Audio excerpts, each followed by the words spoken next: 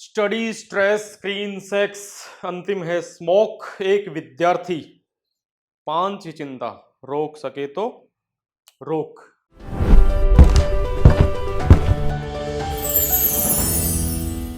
नमस्कार दोस्तों, मेरा नाम है मनीष और पिछले 10 दिन से या 10 दिन हुए भी नहीं, लगभग 4-5 दिन से मेरे पास फोन आ रहे हैं कि सर क्या अब हमें 10th और 12th का एग्जाम 2 बार देना पड़ेगा। यार एक बार ही भारी हो रहा था, अब सरकार का ये कुछ आया है कि आपको 2 बार पेपर होगा, बोर्ड के एग्जाम 2 टाइम्स, क्योंकि न्यूज़पेपर में ऐसा आया था, इसलिए मैंने लिखा है कि 2 टाइम्स इन ए ईयर। लेकिन यहाँ पे मैं आपके कंफ्यूजन दूर कर दूं, 10th और 12th के जो विद्यार्थी पेरेंट्स ध्यान दें, 10वीं और 12वीं में भारत में जो बोर्ड की परीक्षा दे रहे हैं तो उनके लिए ये कंफ्यूजन पैदा हुआ है कि क्या बोर्ड का एग्जाम 2 बार होगा।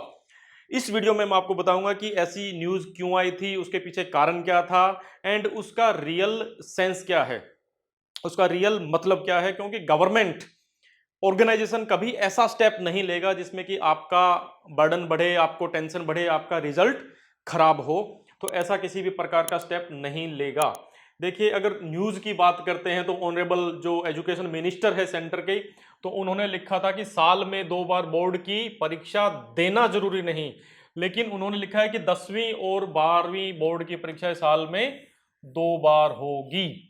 यहां पे उन्होंने अगेन लिखा है ट्विन एग्जामिनेशन स्टूडेंट सुसाइड पर, class 10th and 12th board examination twice a year, यहां पे भी लिखा है। तो बच्चे हो गए कंफ्यूज, उनका ये कहना था कि ये कैसे होगा, एक बार ही भारी। तो इसमें मैं आपको बता दूं, अगेन ये इसमें लिखा है नेशनल क्यूरिकुलम फ्रेमवर्क के बेस पे नेशनल एजुकेशन पॉलिसी। आप चलिए ये चीजें छोड़ दीजिए, सिंपल आप ये देखिए कि भैया एग्जाम एक बार होगा या 2 बार होगा, राइट? यस, एग्जाम 2 बार ही होगा। लेट मी क्लियर यू, 2 बार होगा, लेकिन ये आपके फायदे के लिए है। ये 2 बार नहीं है बल्कि दूसरा चांस आपको मिल रहा है। अच्छा, स्टार्ट क्यों किया था? नया एनसीएफ न्यू जो क्यूरिकुलम फ्रेमवर्क है उसके अनुसार ये किया गया। नेशनल एजुकेशन पॉलिसी जो नई आई है 2020 में, उसका इम्प्लीमेंटेशन हो रहा है। उसमें यह है कि बच्चों का स्ट्रेस कैसे कम किया जाए, सुसाइड्स हो रही है वो कैसे कम किया जाए, पेरेंट्स टेंशन में है वो कैसे कम किया जाए। तो ये था सिंगल चांस। होता क्या है कि बोर्ड का जब एग्जाम होता है तो बच्चा स्ट्रेस में होता है, पेरेंट्स स्ट्रेस में होते हैं, और कभी कभी उस स्ट्रेस की वजह से उसकी परफॉर्मेंस खराब हो गई, कभी बच्चा बीमार हो गया उसकी परफॉर्मेंस खराब हो गई, कभी घर में कोई ऐसा फंक्शन है जिसको आप अवॉइड नहीं कर सकते तो उसकी वजह से परफॉर्मेंस खराब हो गई, कभी पर्टिकुलर सब्जेक्ट की किसी भी कारण से तैयारी नहीं हो पाई उसकी वजह से परफॉर्मेंस खराब हो गई, जिस दिन एग्जाम देने जा रहे थे कोई छोटा मोटा एक्सीडेंट हो गया, आप एग्जाम नहीं दे पा रहे हैं उसकी वजह से। सो ये जो सिंगल चांस कि भैया एक बार में आपको जो करना है कर लो, तो उसको दूसरे चांस में कन्वर्ट करने के लिए कि आपको चलो सिंगल चांस दिया लेकिन दूसरा भी हम चांस दे रहे हैं एग्जाम देने के लिए, इसीलिए ये 2 बार एग्जाम का। और उसमें ये खास बात है कि आप जिसमें पहली बात एग्जाम देना इज ऑप्शनल, सेकंड वाला जो एग्जाम है अगर आप देना चाहें तो दे सकते हैं, अगर नहीं देना चाहें कोई बात नहीं। सो कोई कंपल्जन नहीं है, ओनली ऑप्शनल है। और दूसरा ये चीज है कि आप उन दोनों में से जो आपने पहला एग्जाम दिया और जो दूसरा एग्जाम दिया उसमें से जो बेस्ट स्कोर आपका है वो आप चूज कर सकते हैं। मान लीजिए कि आपके 6 सब्जेक्ट है, 6 सब्जेक्ट का आपने एग्जाम दिया, अगेन आप आफ्टर 2 और 3 मंथ जब ये सेकंड चांस वाला एग्जाम होता है आपने अगेन 6 के 6 सब्जेक्ट का दिया, या आप 4 का भी दे सकते हैं, 3 का भी दे सकते हैं, 1 का भी दे सकते हैं, जो आपको लगे। उसके बाद आपको लगा कि पहले वाला जो मैंने एग्जाम दिया था 6 सब्जेक्ट का उसके 3 सब्जेक्ट का स्कोर मेरा ठीक है, और इधर वाले में सेकंड चांस वाले में बाकी के 3 सब्जेक्ट का स्कोर अच्छा है, तो आप यहाँ के 3 और वहां के 3 कलेक्ट करके एंड आपका मार्कशीट फिर उस हिसाब से आएगा। यानी कि जो बेस्ट स्कोर है, सब्जेक्ट वाइज मैं बात कर रहा हूं, जो बेस्ट स्कोर है वो ही लिया जाएगा। मैं एग्जाम वाइज पूरे एग्जाम की बात नहीं कर रहा कि भी पहला चांस मार्च में आपने लिया और दूसरा चांस जून में आपने लिया, सो ओवरऑल देखा जाएगा नहीं, सब्जेक्ट वाइज ही देखा जाएगा।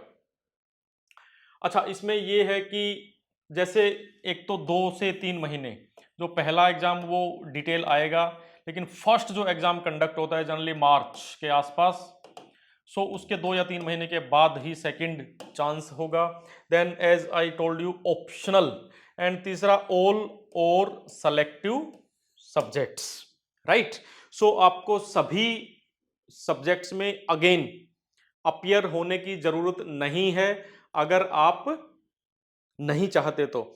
लेकिन अगर आप चाहते हैं कि मैं सारे के सारे सब्जेक्ट वापस ट्राई करना चाहता हूं या चाहती हूं, एंड उसमें से दोनों एग्जाम में जो भी जिस सब्जेक्ट में बेस्ट स्कोर है मैं उसको आगे लेकर जाऊंगा या जाऊंगी, you are free to do. ये CBSE central board of secondary education का नोटिफिकेशन है 12 जुलाई 2023 का, जिसमें एग्जाम का डेट लिखा हुआ है और ये इम्प्लीमेंटेशन होगा नेक्स्ट ईयर से। यानी कि जो बच्चे अभी इस वक्त जो 10th क्लास में है उनके लिए है ये चीज़, और जो अभी 12th क्लास में है उनके लिए है ये चीज़।